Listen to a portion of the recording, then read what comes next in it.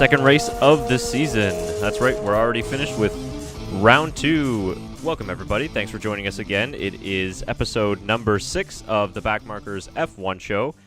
This week we got myself, Chris Cato, in studio alongside Shaker Barty, who's working all of our setup as usual. Mr. Tyler McDonald is living it up in Tampa Bay, Florida, so he's out there down south, enjoying the beautiful weather, enjoying some Tampa Bay Lightning games, and some Ottawa Fury as well. So we're going to hear from Tyler hopefully a little bit later on. He sent us a little something from Tampa Bay.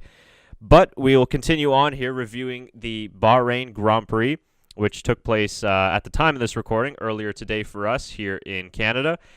And it was a pretty good race overall, actually. Very, very exciting, especially the first 10, 15 laps of the race. We had a couple of lulls, sort of in the middle of the race where not much was happening in the top 3, top 5. The midfield battle was pretty good throughout.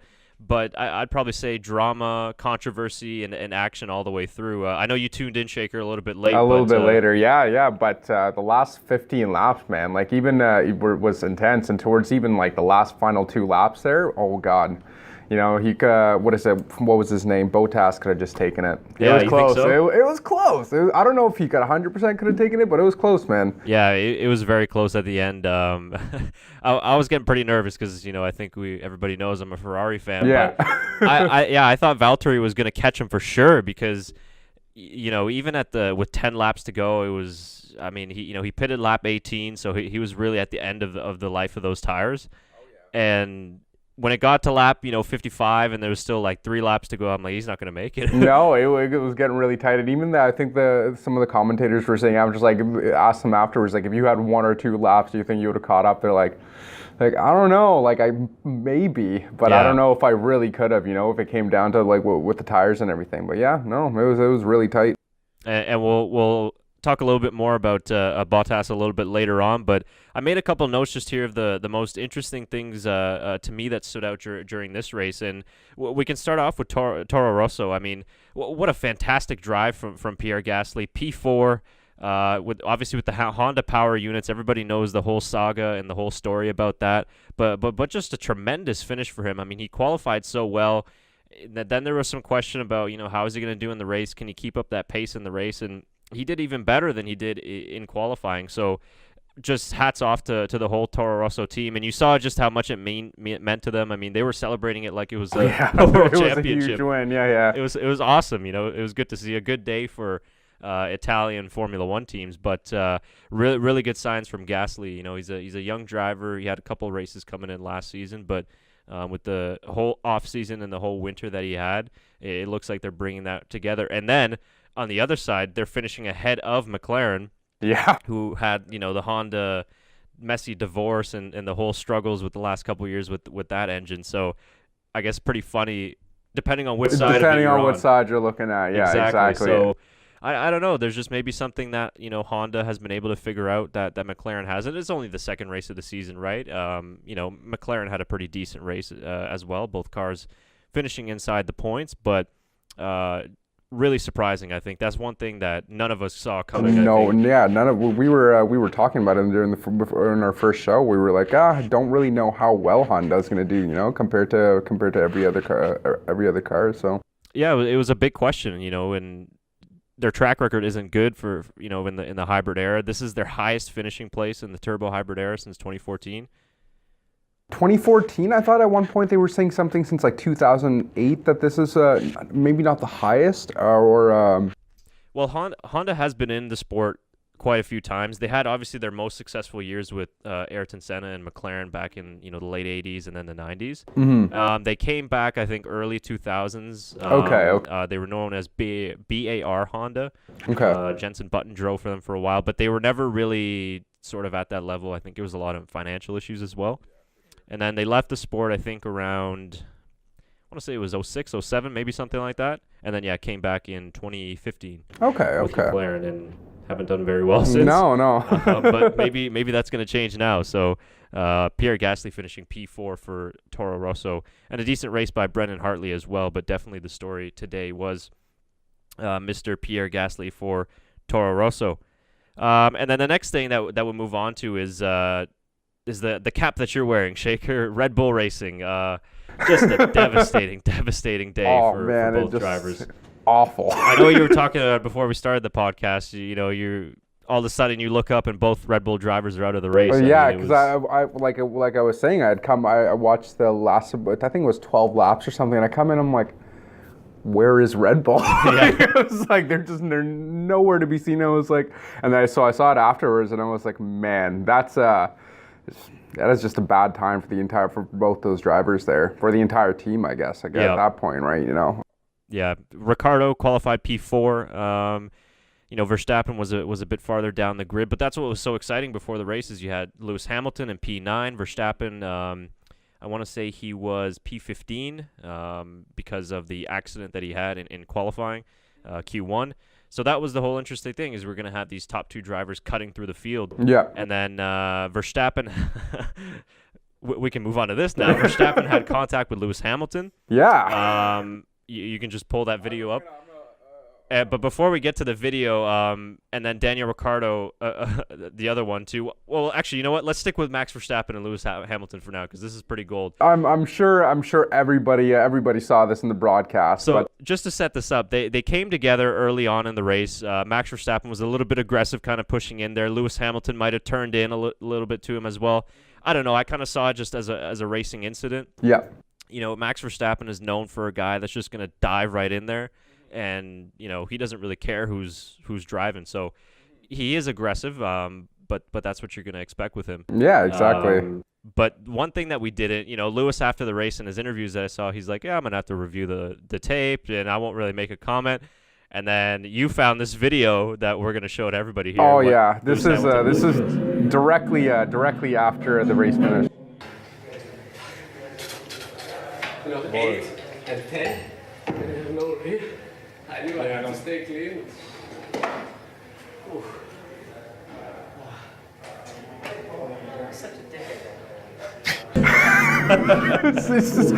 The best part about it is, if you guys saw it, is just to see Vettel's face as soon as he says it too. Right. If you guys didn't hear that, right after the race, there you can see the contact there. Lewis Hamilton says, "What a dickhead." But yeah. Can you play it again just so we can see Vettel's reaction? I don't know if it'll let us get that far. Right there. Yeah. It's great. It was mixed reactions, I think, from everybody. And then just before we're going on the show, you pull up this other thing. Yeah. So we found this. I guess this was they had a conference afterwards. Correct. You used the word head after the race concerning Max Verstappen and the overtake and the contact. Is that correct? Can I answer that question? Yeah. I think it's not fair. I don't know what Lewis did. I'm sure he didn't. We all been in that situation. We fight someone and we go sometimes wheel to wheel and it's close and we have a lot of adrenaline going. Do you think, comparing to football, if you have a microphone on a football player's mouth, that everything he says is something nice? There's a nice message when the guy tackles him and maybe sometimes he fouled him or not. So I don't think it's justified to give us this kind of questions. Oh, I didn't even notice that. We're just racing and we're full of adrenaline, and sometimes we say these things. I mean, if I hit you in your face, you're not going to tell me, "Oh, Sebastian, that wasn't nice." It's a real reaction. And sometimes I feel it's all a bit blown up and artificial if we have these questions trying to make a story out of nothing. Wow. Very interesting. Yeah. I definitely think that's a little bit of reverse psychology there from Seb. For sure, especially with him leading the last two races there. But he makes a very good point, though. If you obviously in the NBA and even the NFL there, they end up miking even the coaches and even some of the stars there. Not a lot of the stuff you hear is going to be nice things most of the time, too. And I'm sure even like people were saying in football games, like you see the players mouthing off and it's not appropriate to be on camera. But yeah, it's an interesting point to make. I think it's fair, yeah, and it was right in the driver's room. So you're talking about they just stepped out of the car. Yeah, after, exactly. 5 minutes before. So yeah, I think it's not really that big of a deal. And so especially like seconds before when was Lewis Hamilton make that comment, Vettel and Bottas were both talking about Bottas about to overtake him, and you could like see him making all the motions. Yeah. Like, oh, my heart was beating. I'm like, but yeah, it's right afterwards, like. Yeah, it's even different than a football match or a basketball game. It's even more adrenaline, especially for Vettel hanging on to those last 10 laps or so. So yeah, I mean, I think it's fun to see those kind of things and a little bit of animosity and sort of, I don't know if you call it trash talk, but that's always good. Yeah, and I mean, I overheard. I think Lewis Hamilton had this whole radio issue throughout the entire race, right? So there's that to add to it. So. Yeah, and there were certain points, in certain sectors they couldn't hear him because there's a lot of wind noise. Yeah. So he couldn't use the radio, maybe only on the straights or whatever it was, or in slower corners. So yeah, he had that whole issue. They were trying to tell him, he needs to be going a certain amount of delta lap time, and he's like, am I going fast enough? Should I go this time? And then, that. Yeah, he would never get he would try to get a response. They just wouldn't be able to get through, right? Yeah. I'm not sure exactly what they're using for those types of radios, but they're a lot better than, the ones they used to use old school. But yeah, that was another issue that they had. And just lastly on that Lewis Hamilton note, I think one of the things of why people don't like him is just because he's such a PR machine. Yeah. And, he gives you, according to him, every fan in the world is the best fan in the world. Like, every race that he goes to, they're the best fans. Bahrain had the best fans. Next week, China's going to have the best fans. And people are just a bit sick of it. So we'd like to just see more of, I don't know, Lewis naturally, And if that's him naturally, then fine. I mean, We'd probably like him more if he was more like that. Yeah, if that's a real Lewis Hamilton. I think, but saying about right after when they were on the podium and they started talking to Lewis Hamilton, like they were questioning him, and all the fans were cheering for him and stuff. And he was just like, "Yeah, no, thank you to all the fans that are here." Yeah. It's just like, well, like. And he was disappointed to be on the podium at that point. To him, like, man, you can't be disappointed and then try to thank the fans for showing up. Like it's exactly. He's a sponsor's dream. I mean, he's the spokesperson you want to have. But you compare him to Vettel. I mean, Raikkonen. We probably don't even have to talk about Raikkonen or Alonso. They're just a lot more natural. You know what I mean? And they don't really care so much about political correctness or whatever. They stay within the means to make the sponsors happy, but I think Lewis is just a little bit overboard in sort of that. So we'd like to see the more natural Lewis Hamilton. Like the Zlatan of F1, you could say. Oh, boy. If we're going to get on that topic. Yeah, they're actually playing right now at the time of this recording. They're playing at 6, so... I'm hoping for like another 2-3 goals. Boy, that was an incredible debut. I don't think the UK is missing... Well, maybe they are actually. Yeah, a little bit. I think Man United's missing him right now, but it is what it is. Yeah. So moving on, the next thing that I made note of is, first race in Australia, there was a lot of difficult, overtaking, and there was only, I think, about 5 or 6 overtakes throughout the entire race. And that's a lot due to the Albert Park circuit. It's just difficult for overtaking. It's not the best. But in this race, boy, completely different story. This is a lot more of an overtaking-friendly circuit. 42 overtakes in the first 10 laps. Wow. Which for Formula One, that's like a record.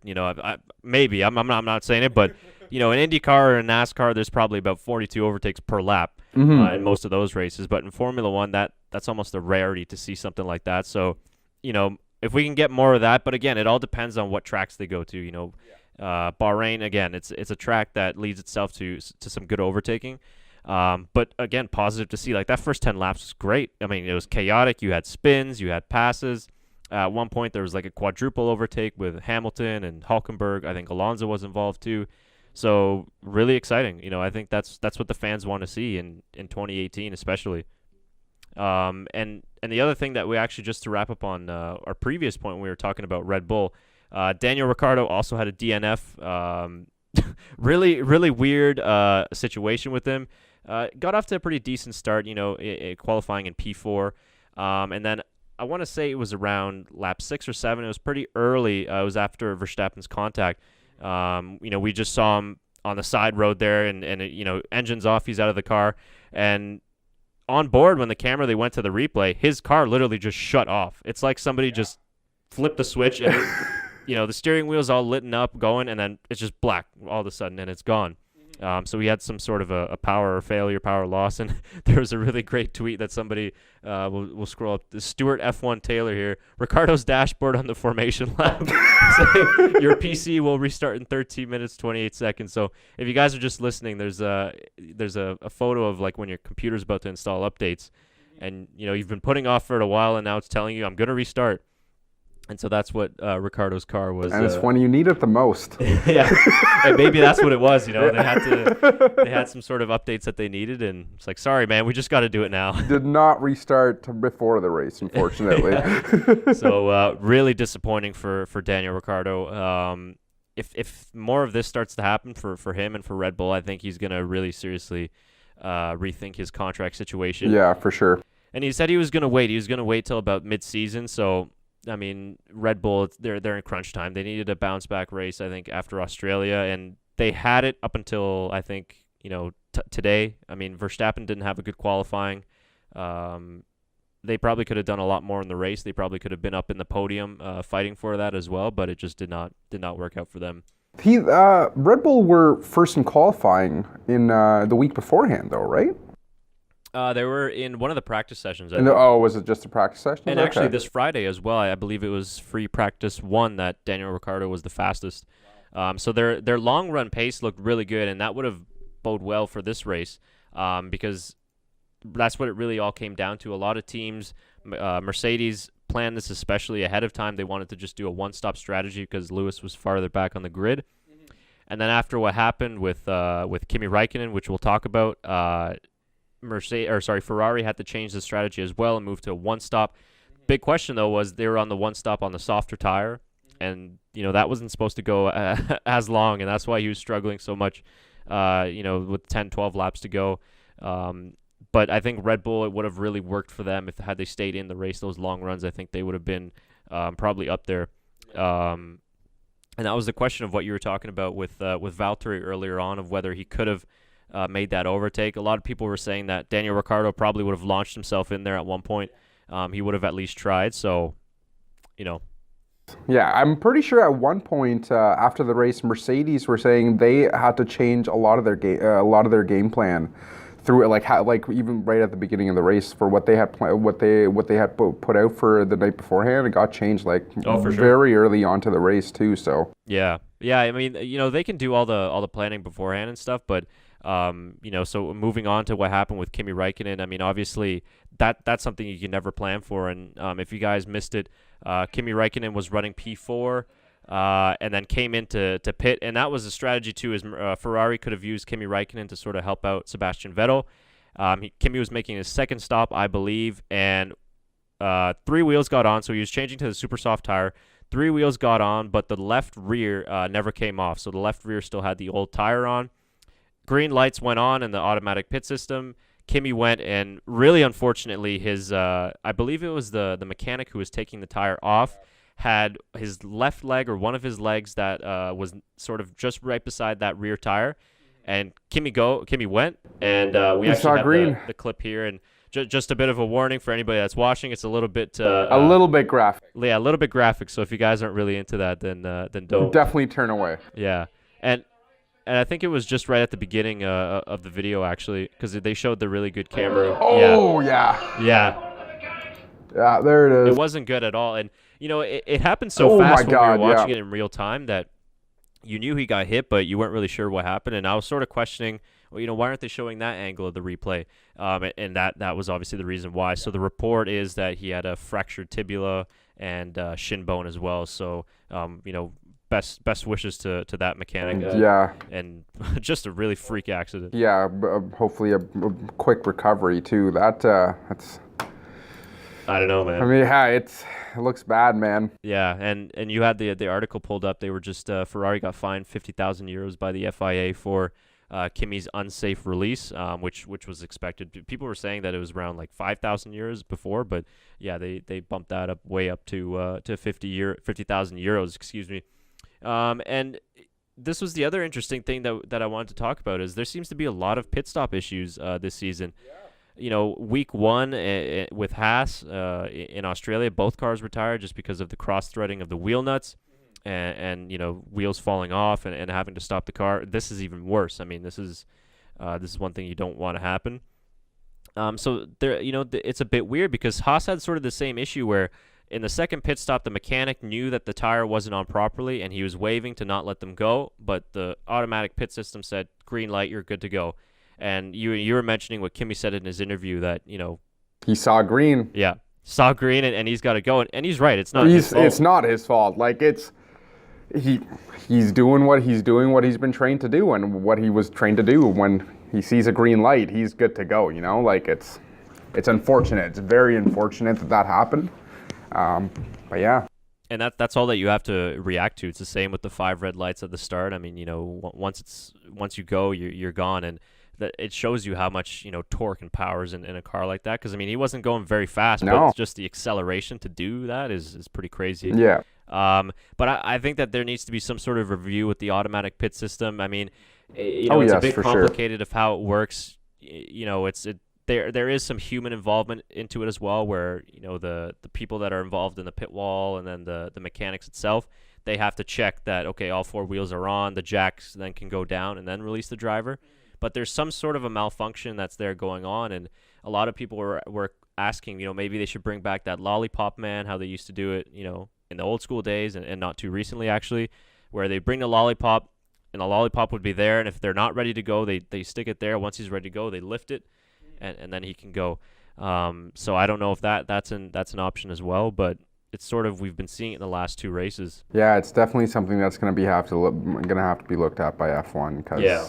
I mean, being the pit crew is very dangerous. We've seen guys get hit by tires. We've seen guys get hit by the car itself because they just come in too fast and they overshoot the pit box. Obviously, one of the biggest reasons why they got rid of refueling, because there was obviously the big chance of fire, and there have been fires. But honestly, I wish refueling would be back. It would just make the races more interesting. Yeah. And it's actually, the safety has improved. And if you look at IndyCar and NASCAR that have refueling involved, there haven't been too many incidents recently involved with that. But you know, the pit stop, that's the whole part of the show. What everybody was saying, you know, it's like you're changing 4 tires in 2.2 seconds or however many seconds. It's crazy, but it's, I guess, sort of part of the excitement. But in 2 seconds, it's so hard to be able to tell, you know, if everything is good. And everybody on the pit crew itself is doing their own job. So you're focused on getting the jack down. You're focused on, you know, actually hammering in the tires. Yeah, like look at this picture. Look how many people are surrounding the car. Yeah. And that's under 3 seconds, man. It's insane. Yeah, there's probably about, you know, 15 guys for 4 tires. Yeah. So yeah, I mean, that's just really, really tough. It sort of made it a mixed day of emotions for Ferrari. It made it a really tough day for Ferrari, and it probably would have been easier for Sebastian Vettel too if he would have had Kimi still in the race. Yeah, but bad luck, kind of good luck situation, because he did end up winning the race, but. I predicted Kimi Räikkönen to win this race. If you guys watched our Bahrain Grand Prix preview, didn't happen. But I was right on one prediction. I did say that somebody was going to get a penalty, and I was right. It was Lewis Hamilton. So, and Tyler was wrong because he said Lewis was going to win the race. I said that as well. But yeah, but like you said, it's a very mixed day for Ferrari for sure. Where they 2 races in a row for Vettel for sure, but. The loss of a pit crew is another thing, you know. They're gonna have to. It's gonna be something else they have to deal with. And their cars retired. They retired their car as well, right? Yeah. Räikkönen had to retire immediately, and they immediately got on the radio telling him to stop. And then, you know, suspension and brakes, everything were starting to smoke a little bit too. So, and it was a bit dangerous too, because I think the Force India car had come into pit stop at the same time, so he sort of had to duck and dodge that Räikkönen's car that was sort of in the way. But eventually, everything worked out. And just the last couple of things here. Mercedes, their team principal, Toto Wolff, was saying that they were having a lot of overheating issues with their tires. Valtteri Bottas said the same thing. So that's one thing that we'll be keeping an eye on for the rest of the year, because Mercedes has had issues in these hotter tracks. So Bahrain, of course, it's dry desert area. Even though it was a night race, it was still pretty hot. but they seem to be having a lot of issues in these hotter tracks with overheating their tires. I think on the engine side they were still okay, but that's one thing that we'll need to keep out for, because that might have been one of the problems why Valtteri couldn't get close enough. He had a few lockups there when he was chasing Sebastian, but that could have been an issue as well. And Lewis Hamilton was complaining of similar things where, they just have issues with the car that they haven't figured out yet, and that they're going to need to sort out going into the rest of the season. So far, Ferrari looks really strong, especially Sebastian Vettel. His drive was just fantastic in the last 10 laps of the race. I think that's why we see why he's a 4-time world champion. Yep, for sure. That's a really positive sign. Last time he won the first 2 races of the season in 2011, he won the championship. So I think good omens for him, but you never know. Next track that they go to is a power-sensitive circuit. Mercedes have always been strong in China, so I don't know. It's a long season, but I think overall a really good start for Ferrari. Very good start. I can't count. I don't think he can count his blessings just yet, but yeah, it's a very long season coming up for sure. Yeah, absolutely. And just lastly, McLaren. We have to talk about McLaren. Yes. It's almost like our duty to talk about McLaren at least once in our shows. Fernando Alonso finished P7, I believe it was. Make sure you get that right. Yes. And then Stoffel Van Dorn right behind him in P8. I think an okay, decent weekend for McLaren. I mean, looking at Australia, they did get lucky, so they moved up a couple of places. But the fact that they got a double points finish again is strong. I think, you can just ignore the whole Honda fact that they finished ahead of them. Yes. I still think McLaren has a decent package, and overall, once they start getting their upgrades and they start figuring out their car, they'll be in a good situation. But what's interesting to note is that Fernando Alonso is P4 in the Drivers' Championships, and McLaren's P3 in the Constructors. So they're ahead of Red Bull, they're ahead of Renault, they're right behind Mercedes and Ferrari. So I think when they look at that on Monday, they're going to be saying, what, that's pretty good. Yeah. We maybe could have had a better race, but overall, I think it's a decent start for us. Both drivers finished back to back. I think, they can look over at it. Not an amazing weekend, but definitely a weekend to review on for sure. Yeah, reliability looks good. So, overall, I think they can start improving a little bit more as the season progresses. But the fact that they're in the top 4 of both the drivers and the Constructors' Championships is really good. They haven't been there in a really long time. So if Red Bull is going to struggle, then I think McLaren can make the most out of that going on into the rest of the season. And I think that was pretty much about it. Any final thoughts from the race? No. I think that will be it. Yeah, it'll be interesting to see what the power rankings are. Yeah, I was just thinking that too. I was wondering if they're going to have it up, but that's probably going to be sometime midweek or something. Yeah, I think so, just before China. Kevin Magnussen might still be at the top there. He finished P5. A good drive for Magnussen. It shows that Haas's pace and their whole package is for real after the mishap in Australia. Disappointing for Grosjean all the way down in P15, but he just didn't have it figured out. They were coming close together in one point of the race, but a good race for Kevin Magnussen and a good bounce back for Haas to at least get one car in P5. But yeah, I think overall it was a pretty exciting race, especially the start and the finish was very good, and it's what we want to see. Closest finish in Bahrain history, just 0.6, I think. Wow, seconds I did not know that. Between Vettel and Bottas at the end. So it was good. It was enjoyable. The middle stint was a little bit sort of status quo, I guess. But my one takeaway is what I was talking about in the Australian Grand Prix review, which was that the gap between the midfield and the top 3 is still pretty large. I think everybody except the top 5 or 6 drivers got lapped. Gasly was like 62 seconds behind Vettel. So the gap is still pretty big between the midfield and the top 3. But hopefully they can close that up. Maybe not even this year, but going into 2019. Yeah, for sure. We'll see how it plays out. That is it for us today. Make sure you subscribe to us on YouTube. We're at the BackMarkers F1 Show on YouTube. Once you subscribe to us, you can get notifications on all the latest episodes that we have up. We post weekly content and videos from our episodes up on the website as well, so make sure you guys check that out. We're also on Twitter at TBMF1 Show. So that's where, once again, we post the links to the videos. We want to get interactive with our fans, so send us some tweets, some questions, comment on our videos to see what you thought of the race and what you thought of the season so far in general. We always want to hear comments from our fans out there as well. And we're also on Facebook, the BackMarkers F1 Show, so give us a like on Facebook. We're going to be back soon in the next couple days with the China Grand Prix preview. We're pretty busy here. It's a first back-to-back weekend of the season, so we got a lot going on, so we're going to be bringing you that preview within the next couple days, so stay tuned for that. Shaker, thanks so much. Thank you. We'll be back again for the Chinese Grand Prix preview. Until then, make sure you're following us on Twitter, Facebook, subscribe on YouTube, and we'll be back for China. Thank you very much.